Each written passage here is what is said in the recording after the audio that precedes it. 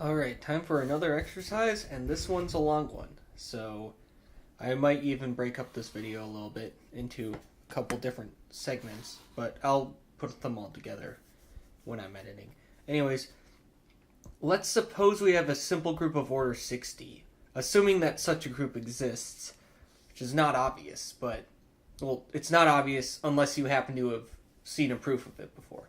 Anyways, how many CeeLo Q subgroups are there when Q is 2, 3, and 5? Which, of course, that's basically that's just asking you to tell how many CeeLo subgroups you have, because we see down here that 60 is 2 squared times 3 times 5. So the only prime divisors of the order of the group are 2, 3, and 5. And yeah, so this is sort of a strange proof in that it turns out the only simple group of order 60 is A5, the alternating group of with on 5 indices. And so we sort of, like, along the way end up proving that this group is A5, and then from there we use that to figure out how many Q CeeLo subgroups we have. I don't know why we don't say P CeeLo subgroups in this, or CeeLo P subgroups in this, but whatever. Let's get started. So we're first going to prove a lemma. If you have a finite group H which acts non-trivially on a finite set X, then the order of H must divide the order of X factorial. And I know this can be confusing because these look, they look identical, but this is like norm, this is divides, this is another norm. If you're actually writing it down on paper, typically the divisor line is a little taller. There's probably a way for me to do that in LaTeX. Anyway, so let's prove this. So if you have a simple group acting non-trivially, then you have a group homomorphism from H to set automorphisms on X, so bijections on the set X. And the kernel of this map is a normal subgroup of H. Since H is simple, the kernel must be either trivial or the whole group. If it's a whole group H, then every H acts by fixing every element of X, i.e. Hx equals X for all X and X. Because that's what it means to be in the kernel. It means it sends it to the trivial automorphism, which is the one that says Hx to X for all X. But that means that H acts trivially on X, which contradicts that we assume that H acts non-trivially on X. So then the kernel must be trivial, and then by the fundamental theorem of group homomorphisms, H mod the kernel, which is just H, is isomorphic to the image of phi, which is a subgroup of the automorphism group on X. And so then the order of H is equal to, the order of H is equal to the order of the image of phi, which, since it's a subgroup of the automorphism group of X, must divide the order of the automorphism group of X, and the order is just X factorial. And that's exactly what we wanted to prove. Oh, yeah, this is a typo. This should be H. Yeah, I've seen this argument before, but typically when, I see the proof of this separate, it's, you use G and, you use G here, and I just wanted to differentiate it from the group that we're using in this problem. Okay, so we have this lemma, and now we're going to actually attack our problem. So we suppose that G is a simple group of order 60. We write it like this. Let's look at the 5 CeeLo subgroups.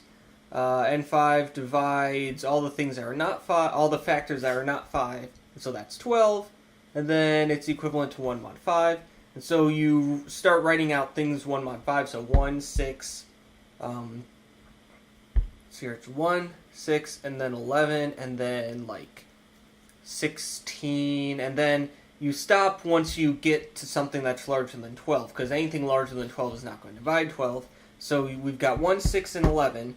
and then 11 doesn't divide 12, but 1 and 6 do, and so 1 and 6 are our possible choices now. Okay? So, if it were the case that we're 1, then we would have only one CeLO 5 subgroup, and all the CeLO 5 subgroups are conjugate. So if you have only, for any prime P, if you have only one CeLO P subgroup, then that subgroup is normal because conjugation, because it's maintained under conjugation, and that's what it means to be normal.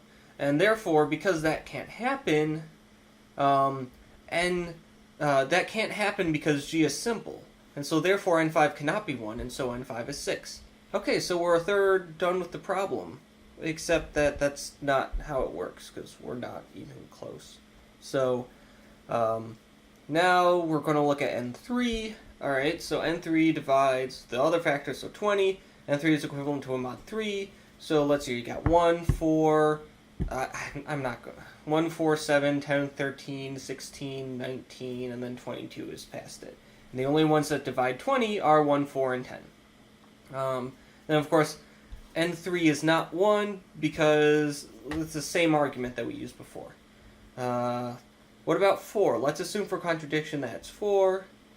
G acts transitively on the collection of CeLO 3 subgroups, which I will write as CeL sub 3 of G, which I think this notation is from Dominant Foot. I kind of like it. And I say the collection of CeLO 3 subgroups of G. It acts transitively by conjugation, and so this group action is non-trivial. Oh, but then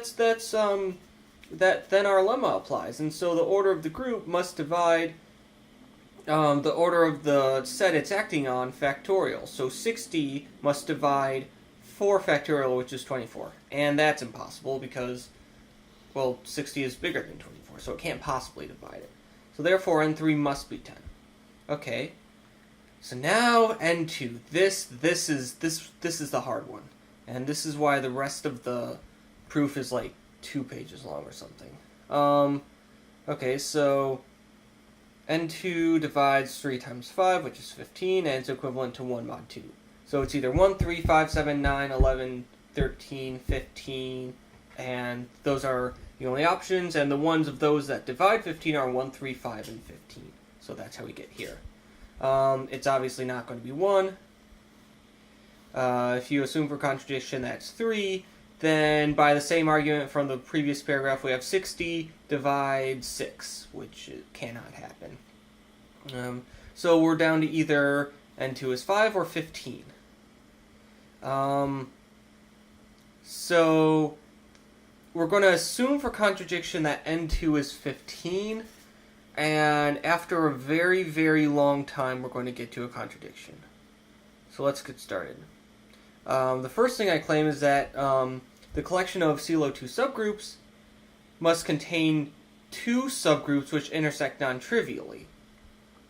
Okay, so to see this, if we have any prime P, then if you have any 2 subgroups of groups of order P, and you assume that they intersect non-trivially, so their intersection contains some element other than the identity element, then this element contained in the intersection is not the identity, and so its order must be P, because its order must be either 1 or P, and if it's not the identity, then its order is not 1, and so its order is P. And so then the intersection is a group of order P, and therefore the 2 subgroups are the same thing. So then any two subgroups of prime order intersect trivially. Alright, so N5 equals 6, so G must contain, let's see here, 6 times 5 minus 1 equals 24 elements of order 5. Because we've got 6 subgroups of order 5, and if you take any 2 of them, their intersection is trivial. So in each one, you've got the identity element, which is shared among all of them, and then you've got 5 other elements, which are elements of order 5, which are not contained in any other subgroup of order 5, and in fact cannot be contained in any in any other subgroup of order 5. Okay, so this yields, if we just count, we have 24 distinct elements of order 5. Then if we do the same argument for 3, then we have 10 times 3 minus 2, which is 20 elements of order 3. So if we just do the arithmetic, then G can contain at most, okay, so we take 60, we subtract the 24 elements of order 5, we subtract the elements of order 3, and then we subtract 1 for the identity element, and that leaves us with 15 non-trivial elements which are contained in CeLO 2 subgroups. Because any element of a CeLO 2 subgroup cannot have order 3 or 5. Okay? So if it is the case that any two CeLO 2 subgroups intersect trivially, which remember, that's what happens for the CeLO 5 subgroups and the CeLO 3 subgroups. If it happens for the CeLO 2 subgroups as well, then we do the same counting argument. You have G contains 15 times, well, you consider the 4 elements and you subtract the identity for 3 remaining elements. So that's 15 times 3 is 45 elements which belong to CeLO 2 subgroups. But this is bigger than 15, and so this scenario is impossible, and therefore we have at least 2 CeLO 2 subgroups which intersect non-trivially. So suppose that P and Q are 2 CeLO 2 subgroups which intersect non-trivially. So let's see here. So then the order of the intersection must be 2, and that's because, okay, so CeLO 2 subgroups have order 2 squared, which is 4, and so these are 2 subgroups which are not the same subgroup, but which intersect non-trivially. So they're not, the fact that they're not the same means that the intersection is not, their intersection does not have order 4. That their intersection is non-trivial means that the intersection does not have order 1. Therefore, the only other remaining number that divides 4 is 2, and so the order of the intersection must be 2. We know that all groups of order 4 are abelian. Well, that's not what we're using. We're using the all groups of order 2 are abelian. Therefore, this, oh, well, I guess we're using 4. Right. So this intersection is normal in both P and Q because P and Q are groups of order 4, and so they're abelian. And so, yeah, if you have any subgroup of an abelian group is normal. All right, so P intersect Q is normal in PQ. All right, let N be the normalizer of P intersect Q.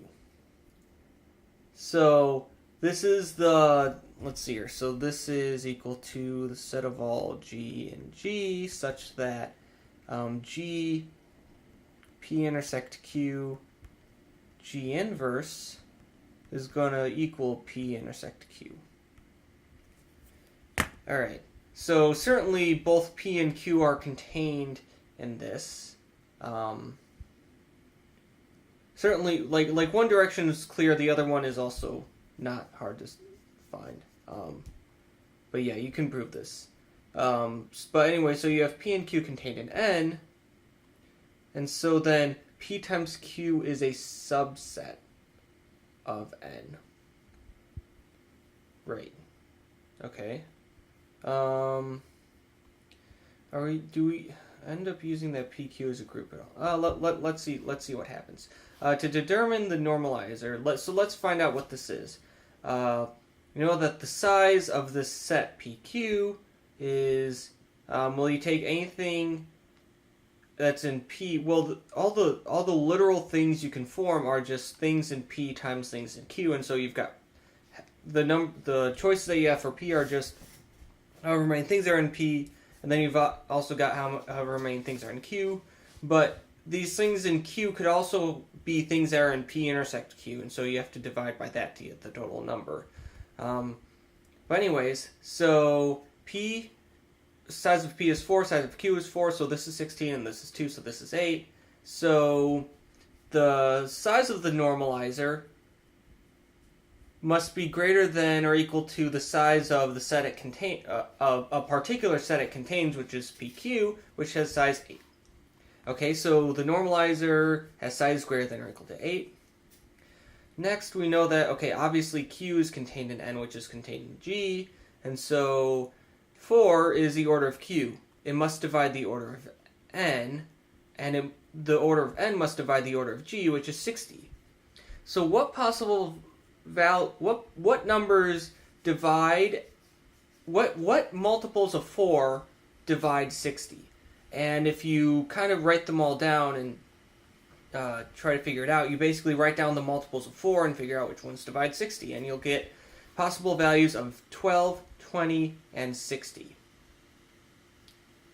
Do we have an issue with 8?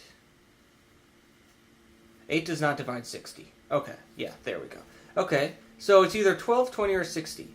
Alright, so now we're back to, okay, well, this thing can be a few numbers. Oh man, I forgot my Oxford comma here.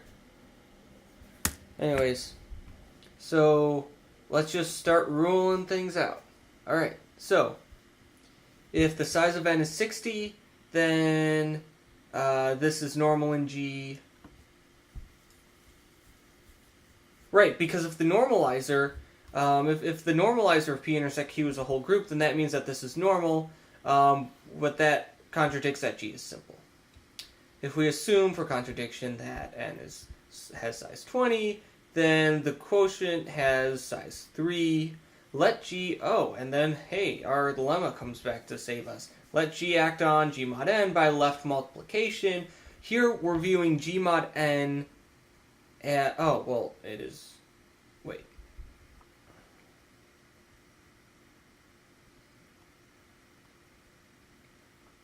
Yeah.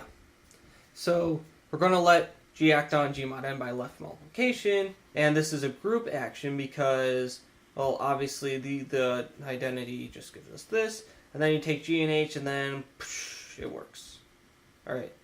So now given any G, and if you take an element G which is in G but not in N, then the quotient we get is not the same as N, and so our action is non-trivial, and therefore our lemma applies. And so we have 60 is size of G must divide the size of G mod N factorial, which is 3 factorial, which is 6, which is not something which you can't divide. 6 is not divisible by 60. Okay, so now N is 12. So we have, okay, so what do we have? We have the intersection, the normalizer of the intersection of two CeLO 2 subgroups has size 12. All right, so why did we do this? Let's keep going. The size of the normalizer is 12. Then the quotient has size 5. All right, so let G act on this by left multiplication. As in the last paragraph, we have a homomorphism phi from G to automorphisms on this collection of quotients. And G mod N is isomorphic to S5. Right, because if you take any automorphism of G mod N has size 5. There are 5 distinct quotients. And so any automorphism on this set will just permute those 5 quotients. And so you can sort of think of it as an element of S5, because you're just permuting 5 things. So we're going to think of phi as mapping into S5 instead of G mod N. Or if you wanted to, you could define like phi prime, which is given by G. So you take phi and you compose it with an isomorphism between these two, but that's a lot of details. We'll just think of phi as mapping into S5. All right. Gn is not N for this, blah, blah, blah. It's not the trivial homomorphism. So the kernel is not all of G. And the kernel is a normal subgroup of G. And so it cannot be a non-trivial subgroup because G is simple.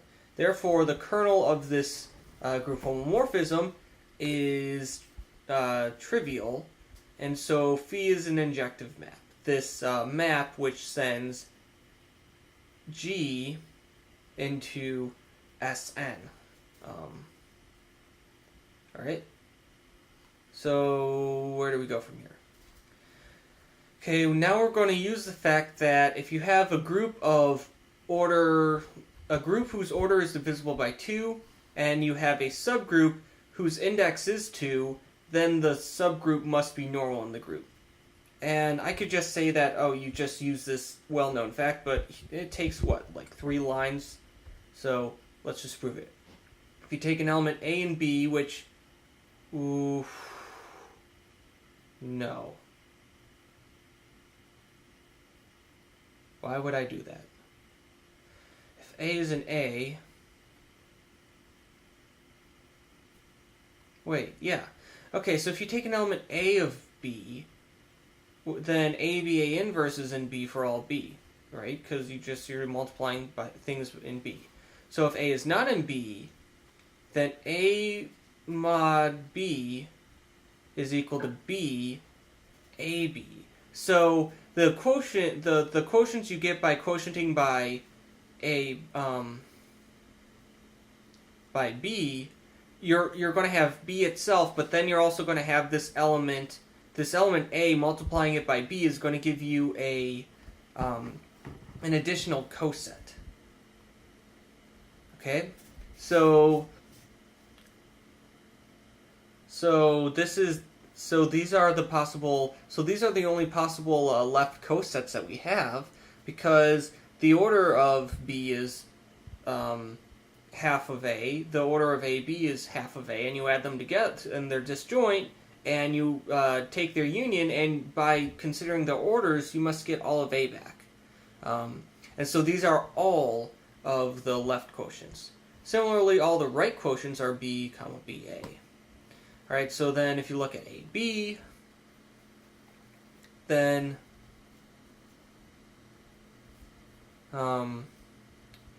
B union AB, set minus B. Okay, so you can take AB and think of it as you take the group and you set minus B, because you've got AB and you've got B, and so AB is the things that are not in here. So it's A set minus B. So A set minus B, but this whole thing is another way of writing A. Okay, so we have B union AB, mod this, but AB equals... Oh, okay, so we can write this group as... You can write A as B union AB, but you can also write it as B union BA, set minus B, but this is just BA. And so therefore AB equals BA, multiplying on the right by A inverse gives us AB A inverse equals B. Okay, so, right. So what we want to prove is that for every single B in B, and for every single A in A, AB A inverse is in B. So if it happens that A happens to be in B, then you're automatically good. If that's not the case, then it turns out you're also good. So you always have the case that AB A inverse is in B. Therefore, B is an A. Alright, so I've just looked at some of my past videos, and it looks like the cursor hasn't been picking up at all, which is not good, because it's been really useful to be able to point at what I'm talking about. Hopefully those parts are still watchable without the cursor.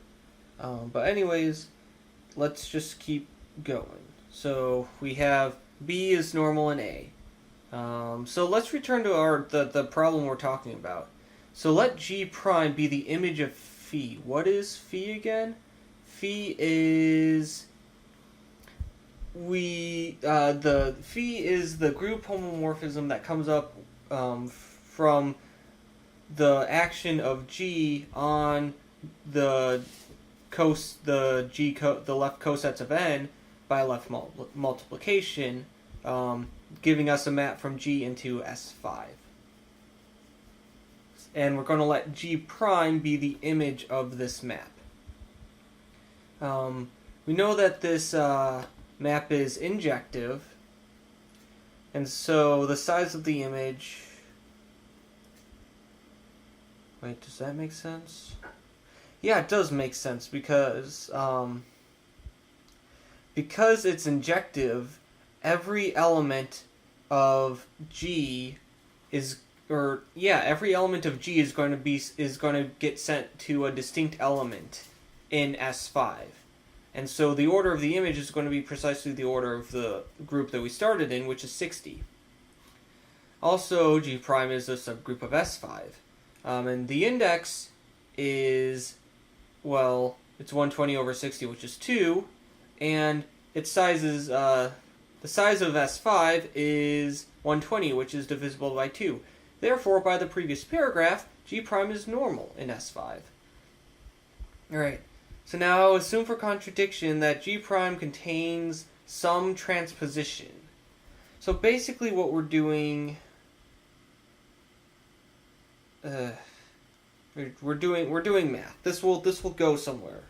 I think. I hope. I'm pretty sure because I didn't lose any points on this problem. Anyways, so if it assume for contradiction it contains any transposition. So AB. So this sends A to B and B to A.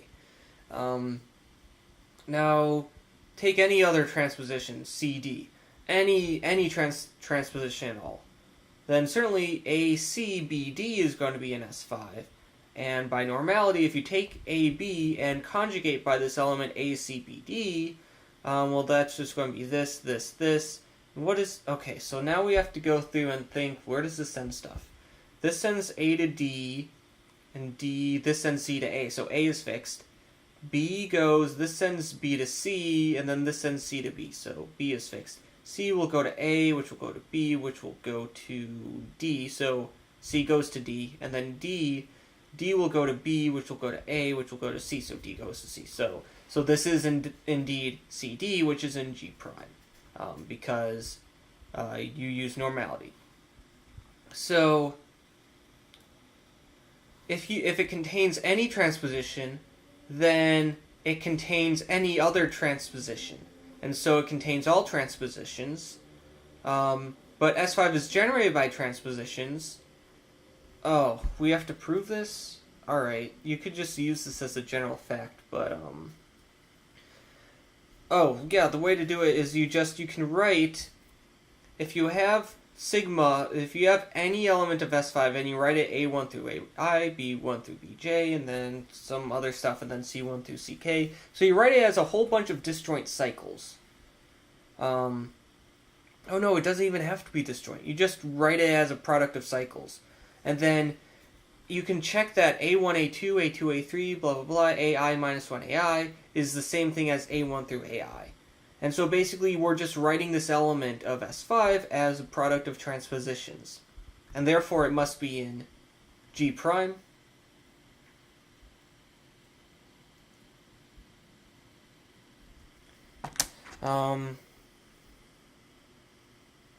Okay, so this... Okay, this is sort of sloppy. This in G prime. I'm skipping ahead there. That's not good writing. So sigma is written as this. Therefore S5 is generated by transpositions. And therefore S5, since S5 is generated by transpositions, and since G prime contains all transpositions, we can conclude that S5 is contained in G prime. But this is impossible since G prime has order 60 and S5 is order 120. Therefore, G prime can contain no transpositions. Alright. Okay, so now let's consider the projection map. We're projecting S5 onto this quotient. G prime has index 2, and so we can identify this with the group 1 minus 1 under multiplication, which has identity 1. We also have another group homomorphism that we know of, given by sign. That takes S5 to the same group. G prime contains no transpositions, so pi must send any transposition to minus 1. Since G prime contains no transpositions. Right, because if pi sends S5 to S5 mod G prime, and if any transpositions were in G prime, then pi would send that transposition to the identity element in here, which is 1. And since that's not the case, it gets sent to minus 1. Alright, similarly, since every transposition is an odd permutation, sine sends any transposition to minus 1. So pi and sine agree on transpositions, and these generate S5, and so pi and sine are the same map.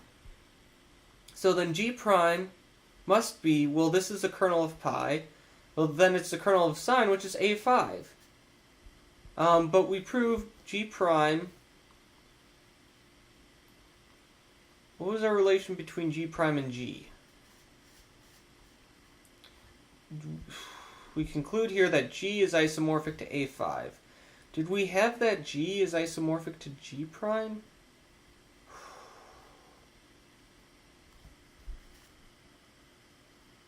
Oh, right. Yeah, because G prime is the image of phi. And we know that the kernel of phi is trivial. Okay. So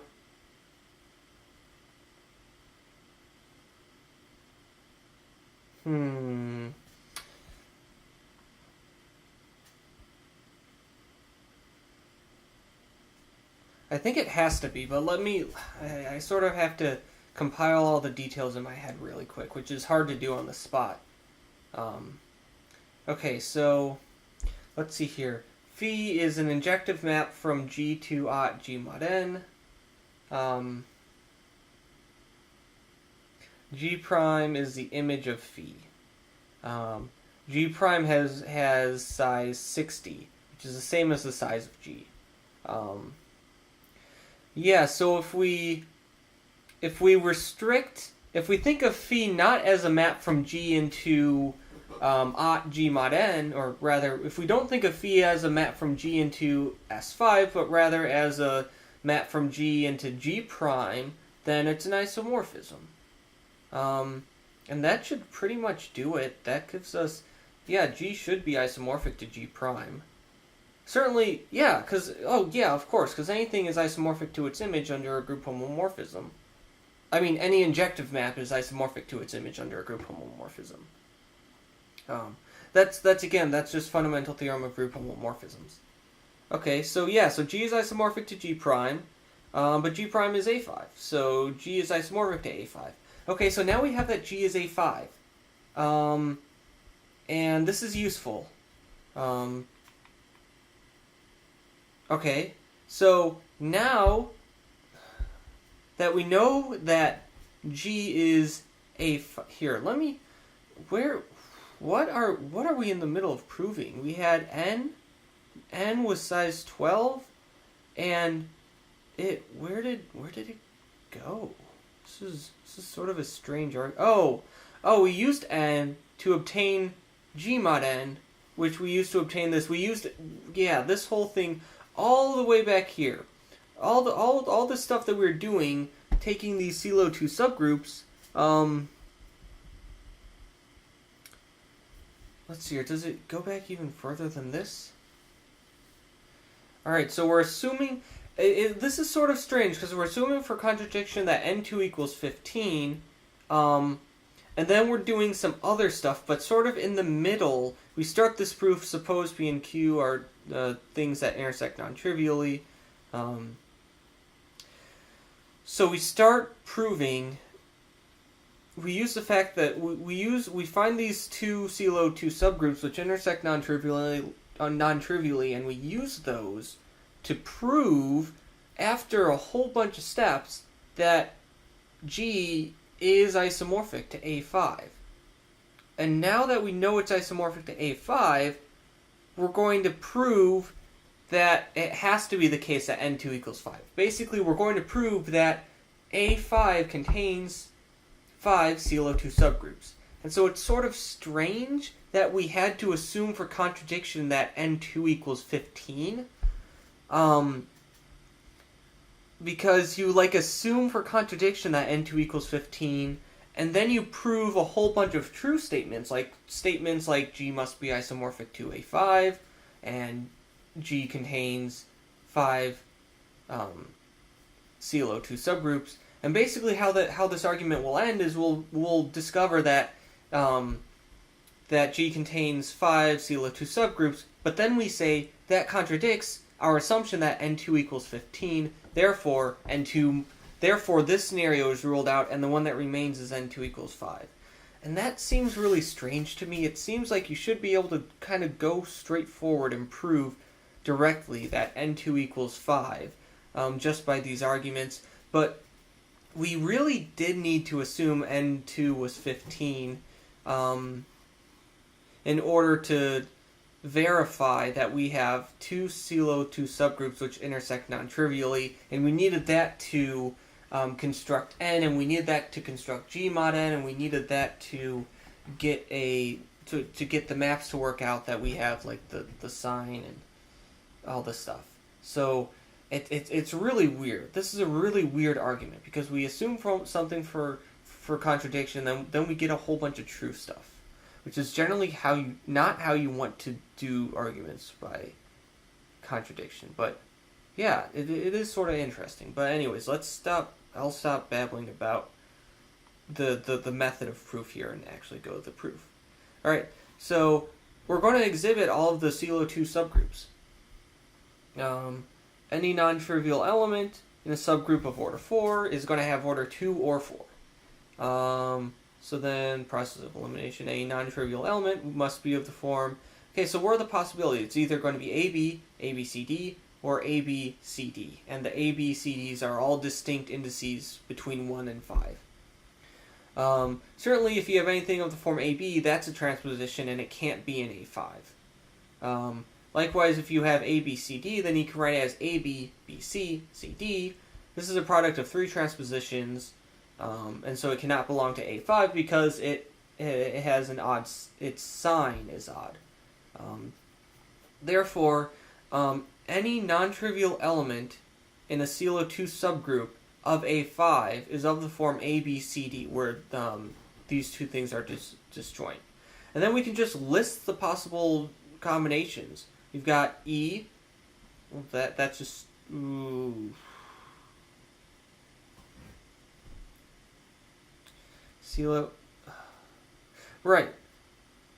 Yeah, so if you have any CLO2 subgroup, then it contains the identity, and it must also contain groups of the form ABCD. So you get ABCD, ACBD, and ADBC. These are, of course, where A, B, C, and D are distinct indices between 1 and 5. And it should be pretty obvious that if you multiply any 2 of these together, you'll get the third. That I'll leave that to you to verify. But it's a standard. This is sort of a these are subgroups of permutation groups that sort of come up a lot in exercises. They're examples that can be really useful to work with. So it's good to be familiar with them. And so by familiarity with them, I know automatically that, like, oh, you multiply any of the 2 different ones, you're going to get the other one. And it should also be clear that if you had, like, if these 4 indices were, like, 1, 2, 3, 4, and then you threw one in there that used 1, 2, 3, and 5, then you'd get, like, a whole bunch of other stuff. You'd get more than 4 elements. But I'll sort of brush that under the rug and kind of take it for granted. And just say that any group of the only groups of order 4 that you can construct from E and elements of these form are groups that look like this. And here A, B, C, D are chosen from the indices between 1 and 5. So how many possibilities do we have? We have the number of ways that you can choose 4 things from a set of 5 things in which order doesn't matter. And that's just the binomial coefficient. 5 choose 4. And that's just 5. And so n2 equals 5. This contradicts that n2 equals 15, which we assumed about a page and a half ago. I tried to be funny there, I guess. I don't know if my professor would have found that funny at all, or humorous, or I don't know. So we've proven that n2 cannot be 1, 3, or 15. Remember, the 1 and 3 were the easy ones. 15 was the one that took a page and a half to prove that it can't be that. And so then we can conclude that n2 equals 5. Not because we proved this here, because this is the proof that n2 equals 5, this was contained in that contradiction argument, so we don't get to use it here. We're using the previous fact that 5 was the only one that we hadn't ruled out yet, and we now know that n2 must be 5. Alright, so finally we have the desired answers. So you've got 6 CeLO 5 subgroups, 10 CeLO 3 subgroups, and 5 CeLO 2 subgroups. And we wanted to find all the CeLO 2, CeLO 3, and CeLO 5 subgroups, and we found them. And so there we go. We are done with this exercise.